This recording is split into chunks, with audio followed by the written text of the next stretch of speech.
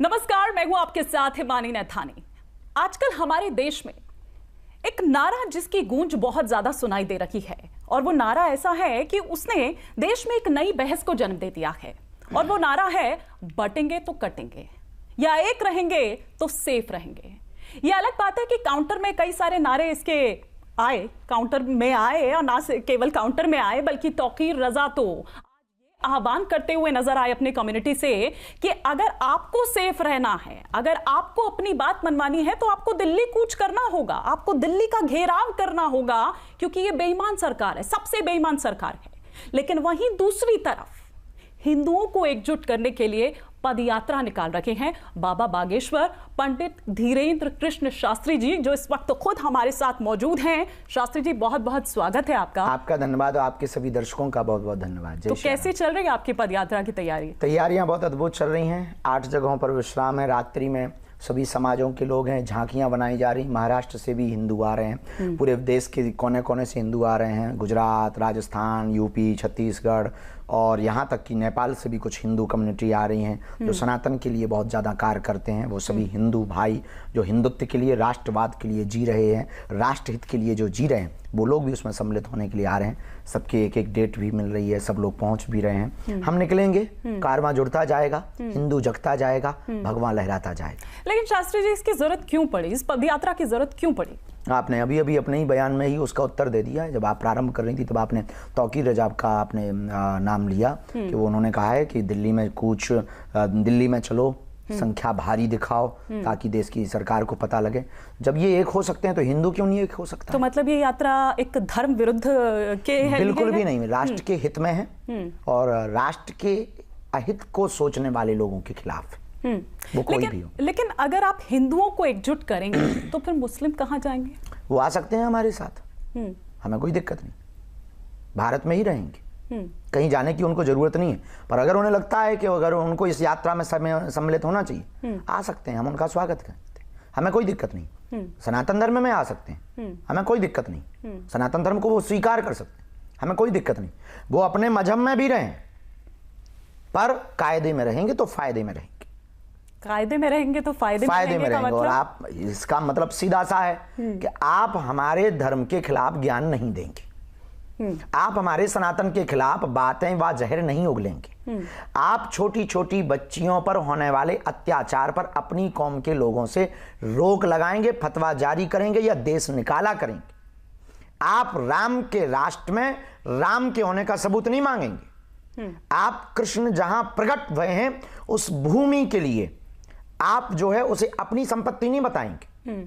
आप प्रायोजित तरीके से रामचरितमानस को जलवाने के लिए प्री प्लान नहीं करेंगे। आप राजस्थान जैसे प्रदेश में भीलवाड़ा में आपके इस समाज के एक युवक द्वारा गाय की पूंछ काट करके हनुमान जी पर चढ़ा दी जाती है और देश का कोई भी मुसलमान नहीं बोलता है। आप इस देश का खा करके जय फिलिस्तीन नहीं बोलेंगे।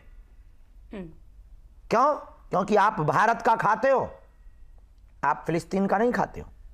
आप वंदे मातरम क्यों नहीं गाएंगे? वंदे मातरम कहने में दिक्कत क्या है? क्यों नहीं राष्ट्रगीत गाएंगे? तो हमारा कायदे में फायदे में रहने का मतलब सीधा है कि आप इस देश के साथ चलें, जैसे आपके पूर्वजों ने आज़ादी के लिए इस देश के लिए लड़े, जैसे रहीम और रस खान ने इस देश में एकता का संदेश दिया। हमने भी मिसाइल मैन को स्वीकार किया, रस खान को स्वीकार किया, रहीम को स्वीकार किया। हम आपके खिलाफ नहीं हैं, लेकिन अमानवीय कृत्य के खिलाफ हैं, इसलिए कायदे में रहेंगे तो फायदे में रहेंगे। ना सिर्फ तौकीर रजा बल्कि इमरान मसूद भी ये कहते हुए नजर आए। वो कह रहे हैं कि अगर ऐसा ही रहा तो फिर तो कल को कब्रिस्तान के लिए, ना केवल कब्रिस्तान बल्कि ईदगाह तक के लिए जमीन नहीं हमको मिलने वाली है।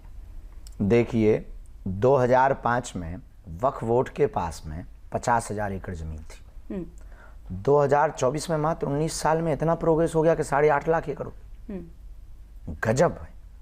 आपने यहां तक कह दिया कि संसद भवन, जहां धर्म भारत की संसद भवन है, वो भी आपकी वक्फ बोर्ड की जमीन है। कल के दिन आप जो है तिरुपति बालाजी, वैष्णो देवी, बागेश्वर बालाजी, ये कह देंगे वक्फ बोर्ड की जमीन पर, फिर तो हो गया खेल। और इस देश में जब कोर्ट है तो सबके लिए है। आपका अलग से कोर्ट क्यों होगा? आप अलग से कोर्ट क्यों चलाएंगे? या तो ये कोर्ट बंद कर दो या वो कोर्ट बंद कर दो, या तो सनातन का बोर्ड बना दो या फिर वक्फ बोर्ड विराम कर दो। रही बात जमीनों की, तो हम भी तो इस देश के हैं, हमारा भी तो बोर्ड बनना चाहिए। तुम्हारा मजहब है तो हमारा भी तो धर्म है। वक्फ बोर्ड है तो सनातन बोर्ड भी होना क्यों नहीं होनी चाहिए? आपका भर रहे, गजब के हो आप लोग भी, और सरकार भी आपकी गजब की भी। एक तरफा ही क्यों, दो तरफा खेलें। और इस देश के लोग भी गजब के हैं, एक तरफा ही बात क्यों करें? हम भी तो इस देश के हैं। लेकिन मेजॉरिटी तो यहाँ की हिंदू है ना, तो एक तरफा बात किस तरफ हुई? हिंदू अगर हैं तो हिंदुओं का है क्या?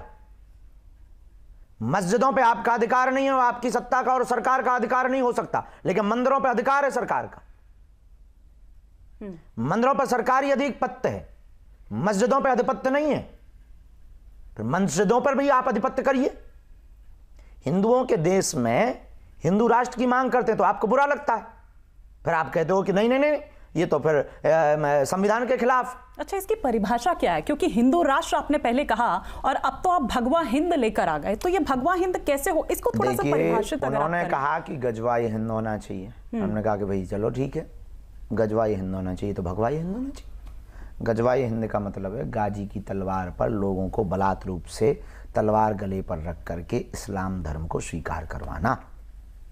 अब उपाय क्या है? आप भैया ऐसा करते हो तो हम तो भगवाई हिंद चाहेंगे। हमारा धर्म, हमारा सनातन क्या कहता? वसुदेव कुटुंबकम उदार चरिता नाम, सबका स्वागत है, पूरा परिवार, संसार हमारा परिवार है, हम सब उदारवादी चरित्र के हैं, हम तो सबको स्वीकार करते हैं। हम तलवार की बात ही नहीं कर रहे, हम मारने की बात ही नहीं कर रहे, हम हिंसा की बात ही नहीं करते। आप उनके कुरान को पढ़ लो, कुरान में लिखा है कि अपने मजहब के लोगों को छोड़कर बाकी सब काफिर हैं, इनके साथ रहना गुनाह है, इनसे मिलना गुनाह है। हमारा सनातन कहता है कि सब पूरा संसार ही परिवार। तो अब भगवाई हिंद होना चाहिए कि गजवाई हिंद होना चाहिए? नहीं, लेकिन देश तो संविधान से चलेगा ना। ये उनको समझना चाहिए, जो तौकीर रजा ने बयान दिया, तो दूसरे साहब ने बयान दिया, वही हम उनसे कहना चाहते हैं। संविधान से चलेगा तो दोनों लोग भी भगवाई हिंद पे मैं जानना चाह रही हूँ कि देश संविधान से चलेगा ना, क्योंकि जब गजवाई हिंद में तब हम कहते हैं कि शरीयत से थोड़ी चलेगा, देश तो संविधान से चलेगा। हाँ। लेकिन इधर भी, क्योंकि अगर इधर से भी ऐसा ही होने लगेगा उस तरफ से भी, तो फिर तो देश छठे साठ्यम समाज रहे, लोहा को लोहा काटता है। जब आप नहीं मानेंगे तो फिर किया क्या जाएगा? संविधान वो मानने को तैयार कहाँ है? वक्फ बोर्ड क्या है? आपके संविधान को मानता है? उनकी अलग लॉ है, अलग कानून है, और उनकी जजमेंट में आपका संविधान जजमेंट नहीं देता है। फिर संविधान जब चलेगा तो सबके लिए संविधान बराबर करिए, एक होना चाहिए, उनके लिए भी होना चाहिए। हम लोगों के संविधान का ज्ञान, उन लोगों को महान, गजब की पागलपंती। लेकिन आप ये कहते हैं कि हिंदू अगर एक नहीं हुए तो जैसे कश्मीरी पंडितों का हाल हुआ, जैसे बांग्लादेश में हुआ या कनाडा में जो ये हो रहा है, उसी तरह से हो जाएगा। उससे बदतर होगा, उससे बदतर होगा। ऐसा क्यों लगता है आपको? लगता, दिख रहा है, हो रहा है। लेकिन जिस कश्मीरी पंडित को विस्थापित कर दिया, पश्चिम बंगाल में दुर्गा पंडालों को भी नहीं लगाने देते। इस राम के राष्ट्र में राम की यात्रा निकलती है तो एक ना एक जगह पत्थर जरूर घलते हैं। इस देश में जिसमें सबको स्वीकार किया, जिस देश ने, इस देश में यह हालत है कि सिर्फ कन्हैया लाल नाम के दर्जी को इसलिए मार दिया जाता है क्योंकि वो हिंदू। इसलिए इस देश में हेमराज जैसे आदर्श जैसे बच्चों को मार दिया जाता है, छोटे छोटे बच्चे 9वीं और 10वीं और 8वीं में पढ़ने वाले बच्चों को, क्योंकि वो सिर्फ हिंदू हैं। नूह और मेवात जलाया जाता है, मणिपुर जल रहा है, और किसी ने तू करके चूचक करके नहीं बोला, ना एक भी फतवा जारी हुआ। और आप कहते हो कि संविधान से देश चलेगा। हम क्या गलत कहते हैं? हम तो ये भी कहते हैं कि बांग्लादेश से बदतर हिंदुओं की हालत होगी अगर अभी ये जात पात से ऊपर नहीं उठे। अभी अगर करो या मरो की बारी, या संकट, भारत पर संकट भारी है, इस बात को इन्होंने नहीं समझा, तो भारत में रहने वाले हिंदू बांग्लादेश से बदतर दुर्दशा सहेंगे। आज हमारी बात तुमको बुरी लगेगी, आज हमारी बात अप्रासंगिक लगेगी, क्योंकि हम 10 साल बिफोर बोल रहे हैं। दूसरी बात, इजराइल क्यों लड़ रहा है? आसपास इस्लामिक देश, वो सिर्फ अपनी संस्कृति को बचाने के लिए लड़ रहा है, अपनी संस्कृति को बचाने के लिए वो संघर्ष कर रहा है। हिंदू क्यों नहीं कर रहा? कितने कम हो गए आप, 90% से 80% के नीचे आ गए आप। 9 राज्यों में अल्पसंख्यक हो गए। सूरीनाम में हिंदू 0 होने की स्थिति पे, पाकिस्तान में 0.1% की स्थिति पर पहुंच गए हो आप। फिजी में हिंदू घट रहा है, नेपाल हिंदू राष्ट्र के हाथ से गया। आपके लिए दुनिया में कोई जगह नहीं और हिंदुस्तान में भी नहीं बचेगी, तो तुम जाओगे कहां? तुम करोगे क्या? क्या इसीलिए आप ज्यादा बच्चे पैदा करने की सलाह दे रहे हैं? बिल्कुल। कि उनके 12 तो यहाँ 14? बिल्कुल, हम तो कहते 16 होने चाहिए। तो परिवार नियोजन की जो सलाह दे रही है सरकार, तो सबके लिए देनी चाहिए। हमारे वर्ग के लिए देंगे कि बच्चे 2 ही अच्छे, उनके ही 2 होने चाहिए। आपने अभी 9 राज्यों की बात की, क्योंकि आपने जब हिंदू अत्याचारों की या हिंदुओं को जब आप लेकर बात करते हैं तो आपने कहा कि 200 जिले, 9 राज्य लगभग, हाँ। जिनकी डेमोग्राफी एकदम बदल गई है। और एकदम से बदली। क्या वाकई ऐसा है? और जहां पर आप कह रहे हैं संस्कृति और इन तमाम बातों को, जहां पर प्रधानमंत्री मोदी जैसे शख्सियत हों, जहां पर सीएम योगी जैसा चेहरा हो, जहां पर आप जैसे शास्त्री जी हों, वहां पर क्या वाकई हिंदू खतरे में आ सकता है? जो आप कह रहे हैं कि 10 साल बाद की मैं स्थिति बता रहा हूं। इसीलिए तो हम जो बोल रहे हैं कि हमारे रहते हुए इसके गुनहगार हम भी हैं। हमारे रहते हुए हिंदुओं पर अत्याचार हो रहा है। हमारे रहते हुए 9 राज्यों की जियोग्राफी बदल गई। हमारे रहते हुए असम, नागालैंड, त्रिपुरा, मेघालय और उत्तराखंड जैसे प्रदेशों में हिंदू शून्य होता जा रहा है।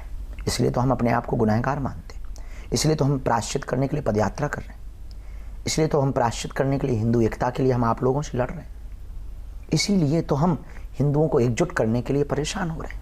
दिन ना रात अपनी जान की बाजी लगा करके लड़ रहे हैं। हमें क्या फ़ायदा? राजनेता हम हैं नहीं, सीएम हमें बनना नहीं, सरकार से अनुदान हमें चाहिए नहीं। लेकिन विपक्ष तो टाइमिंग पर सवाल उठा रहा है। वो ये कह रहे हैं कि जब जब चुनाव आते हैं तब तब शास्त्री जी आ जाते हैं और ये काम तो राजनेता कर रहे हैं। तो फिर आप जब इस टाइम पर आए हैं तो आप बीजेपी का काम आसान कर रहे हैं, आप उनके लिए गेम कर रहे हैं। 1 मिनट बताइए, कहां पर मध्य प्रदेश में कहां पर चुनाव है? कहां पर चुनाव? लोकसभा कब हुआ? हो गया। विधानसभा हो गया। मुख्यमंत्री बन गया, प्रधानमंत्री बन गया। चुनाव 5 साल बाद। इसीलिए हमने चुनाव के बाद रखी है पदयात्रा। ये जो विपक्ष लगा रहा है, बताइए कहां पर चुनाव और किस चुनाव के माहौल पर हम पदयात्रा कर रहे हैं? कहां पर है मध्य प्रदेश में चुनाव, जिस क्षेत्र में हम पदयात्रा कर रहे हैं? नहीं, लेकिन जब जब चुनाव आता है, मेरा मतलब ये था, जब क्या देश में एक ना एक जगह चुनाव की बात करें या फिर अभी झारखंड का हो, महाराष्ट्र का, और महाराष्ट्र के लिए तो टोन सेट की जा रही है बटेंगे तो कटेंगे के जरिए। ये राजनेता अपना फिक्स सब कर सकते हैं। हम धर्म नेता, धार्मिक गुरु, हम नेता नहीं। हम एक स्पिरिचुअल लीडर हैं, स्पिरिचुअल सिपाही है, लीडर भी नहीं। लेकिन धर्म में भी तो राजनीति घुस गई और राजनीति में भी तो धर्म आता ही। तो दोनों एक दूसरे के पूरक, उसमें कोई दिक्कत भी नहीं। जब अत्याचारी, दुराचारी, बलात्कारी इस देश की राजगद्दी पर बैठ सकता है तो भगवाधारी क्यों नहीं बैठ सकता? इसमें बुराई क्या है? और हम तो भारत के संतों से कहेंगे, अब मठों और मंदिरों से बाहर निकलकर देश में और आगे आना चाहिए और सत्ता पे भी बैठना चाहिए। तो ये तो खुद मुख्यमंत्री योगी आदित्यनाथ ने कहा ही है, बटेंगे तो कटेंगे, और मतलब एक टोन सेट करने की। इसीलिए मैंने कहा कि चुनाव के दौरान और आप आए तो ये कहते हैं कि आप दरअसल बीजेपी के लिए बैटिंग कर रहे हैं और उन्होंने एक टोन यहां पर सेट कर दिया। लेकिन क्या बटेंगे तो कटेंगे का नारा ये सौहार्द पैदा करता है? ये सकारात्मक है? इसका यही दुर्भाग्य है कि किसी भी आदमी को बदनाम करने के लिए ये 2-3 तरीके। अगर वो सनातन का काम कर रहा है तो या तो वो राजनेता घोषित कर दिया जाता है, या वो बलात्कारी घोषित कर दिया जाता है, या वो अत्याचारी घोषित कर दिया जाता है, या वो पाखंडी घोषित कर दिया जाता है, या फिर वो ब्लैक मनी में, उसको मनी लॉन्ड्री में फंसा दिया जाता है। क्यों? क्योंकि इस देश को गजवाई हिंद बनाने वाले, इस देश को तोड़ने वाले लोग कभी नहीं चाहते कि सनातन की कोई बात उठाए, कोई हिंदू जागे, कोई सनातनी जागे। उल्लुओं को नहीं तो दिक्कत हो जाएगी दिन से। तो अब उनका काम है कहना, हम सभी सत्ता के, सभी पार्टियों के लोग हमारे डिवोटी हैं, एक दो लोग बोलते हैं, यहाँ से भी बोलते हैं, वहाँ से भी बोलते हैं। कुछ बीजेपी वाले भी बोलते हैं कि बाबा तो किसी की तरफ नहीं देखता। कुछ कांग्रेस वाले बोलते हैं कि बाबा तो उनकी तरफ देखता। जो सत्ता में रहेंगे, सत्ता का विपक्ष निश्चित रूप से एक ना एक आदमी को पार्टी का सपोर्टर घोषित करेगा। अब इसी जगह पे अगर कांग्रेस बैठी होती और हम ये बात बोलते तो विपक्ष ये कहता, कोई भी होता वो ये कहता कि ये इनकी तरफ से प्रायोजित तरीके से भोंपू देश में दंगा फैलाने वाली। तो ये तरीका है उनके पास, और कोई ऑप्शन नहीं। हमारी बात का जवाब देने का और कोई तर्क नहीं, क्योंकि हम जो बोल रहे हैं वो फैक्ट पे बोल रहे हैं। कई मौलाना तो आपके बयानों को नफरती वो कहते हैं कि सिमी, पीएफआई, वो उससे तुलना कर देते हैं। यही तो गजब। मतलब वो देश को कानून में हाथ लेने का बयान दे दें तो सही है, हम देश को जोड़ने का बयान दे दें तो खराब है। लेकिन महाकुंभ में अच्छा, वो दीपावली को पटाखा फोड़ने का ज्ञान दे दें तो सही है, हम बकरीद पे बयान दे दें तो गलत है। वो मक्का मदीना में प्रवेश हिंदू नहीं होंगे 30 किलोमीटर पहले से, उनकी मस्जिद में उनके ही समाज की कुछ ऐसी जातियां हैं, शिया, सुन्नी, अंसारी, पठान, खान, इनमें सब में ऐसा है कि एक दूसरे की मस्जिद में नहीं जा सकते हैं। अगर वहाँ कोई हिंदू चले जाए तो वो ज्ञान दे देंगे। पर अगर हम कुंभ में कह दें कि गैर सनातनियों का प्रवेश वर्जित, तो ये आतंकवादी बयान होगा। गजब के लोग। आपको लगता है कि हिंदू जो फेस्टिवल्स हैं, हिंदू जो त्योहार हैं, वो जानकर टारगेट किए जाते हैं? होली पे ज्ञान देते ही है, पानी बर्बाद हो रहा है, खून बर्बाद होता है, बकरों का ज्ञान नहीं देते। आपने तो कहा था कि सुतली बम फोड़ देंगे उनके मुंह पे लगाकर। हमने 10 फोड़े। हम बहुत उल्टे आदमी हैं।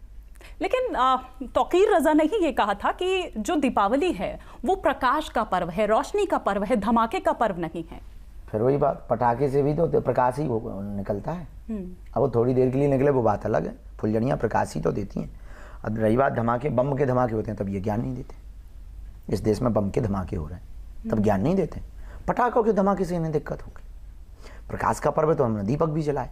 अब उन्हीं में से एक ज्ञान देते हैं कि जितना दीपावली पर अयोध्या में तेल और घी जलाया गया उतना गरीबों में बांट देते, भला हो जाता। अगर हम ज्ञान देते कि जितना बकरे काटते हैं वही रुपया अगर गरीबों में देते तो भला हो जाता, तो उनको आग लग जाती। लेकिन अगर वो शब बारात में यही आतिशबाजी करते हैं तब वो उसमें नहीं सुनते, वो उसमें उन्हें मजा आता है। और उसके साथ साथ इनके ही जब किसी फिल्म स्टार की फिल्म आती है तो उसमें ये आतिशबाजी करते हैं। कुछ फिल्मकारों ने भी बयान दिया, फिल्म वाले आए, पटाखे नहीं फोड़ना चाहिए, जानवर डर जाते हैं और पटाखे नहीं फोड़ना चाहिए, प्रदूषण हो जाता है। हमें बड़ी बुरी लगी। हमने कहा क्या धूर्त आदमी है, खुद की पिक्चर जब रिलीज होती है तो ये पटाखे फोड़ते हैं।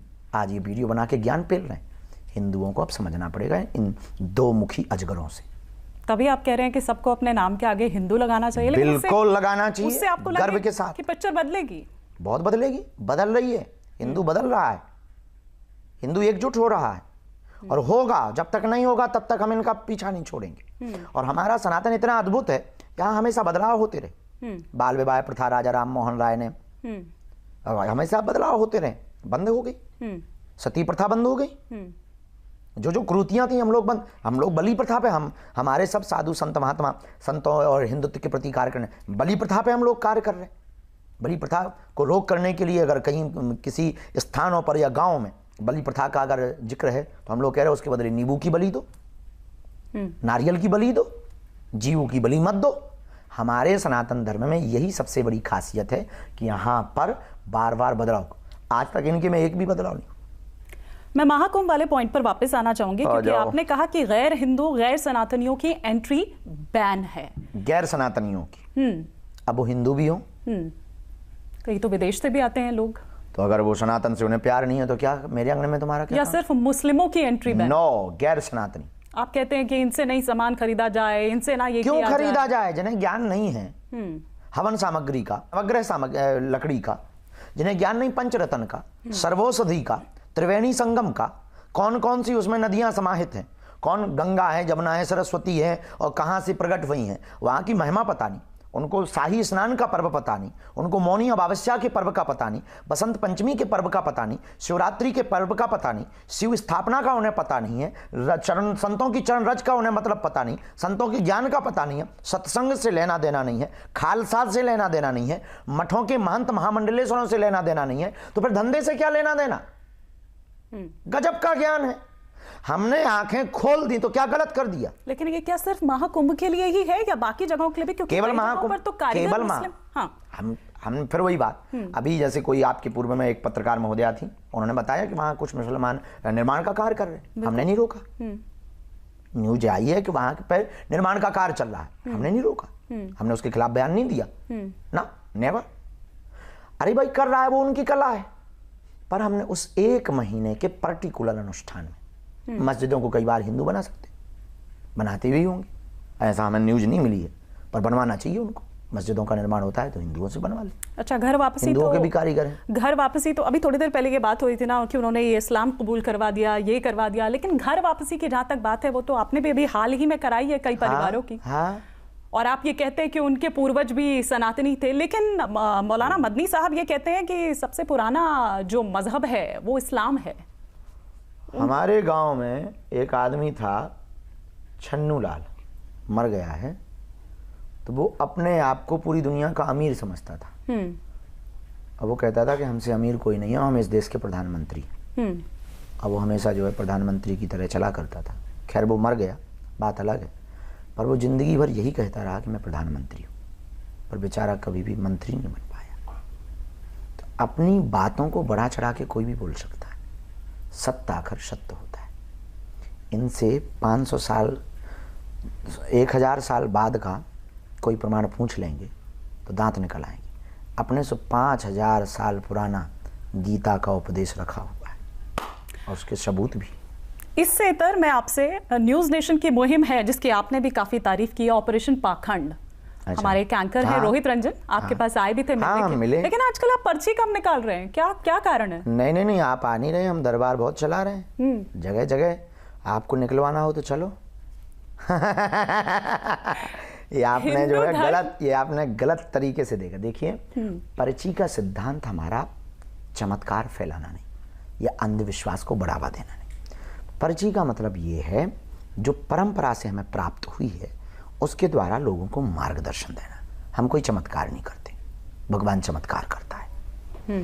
इस देश में बहुत सी ऐसी पद्धतियां रही। परकाया प्रवेश की पद्धति आदि जगत गुरु शंकराचार्य के पास थी। ये पर्चा वाली पद्धति भगवान महर्षि वाल्मीकि जी से शुरू हुई है। इसके लॉजिक को समझना है। महर्षि वाल्मीकि जी आदि कवि हैं। उन्होंने पर्चे पर लिख कर रखा था कि आने वाले समय में रावण का वध करने के लिए राम होंगे, सबरी के घर जाएंगे, इसलिए उन्हें आदि कवि कहते। आदि कवि का मतलब जो पहले लिखते। उन्होंने रामायण की रचना पहले की थी। ये वो पद्धति है। हमारे पास और कोई पद्धति नहीं। ना हम ब्रेन पढ़ पाते, ना हम दिमाग पढ़ पाते, ना हम कोई चमत्कार का दावा करते, ना हम किसी सिद्धि का दावा करते। जो हो जाता वो भगवान की इच्छा से, और ये हर आदमी के पास पावर है। मतलब ये कहीं से सीखा नहीं आपने? हम सीखने का कोई विषय ही नहीं है। सीखने से थोड़ी होता है। सीखने से अगर होता तो घर घर बागेश्वर बाबा हो जाते। सीखने से नहीं होता है।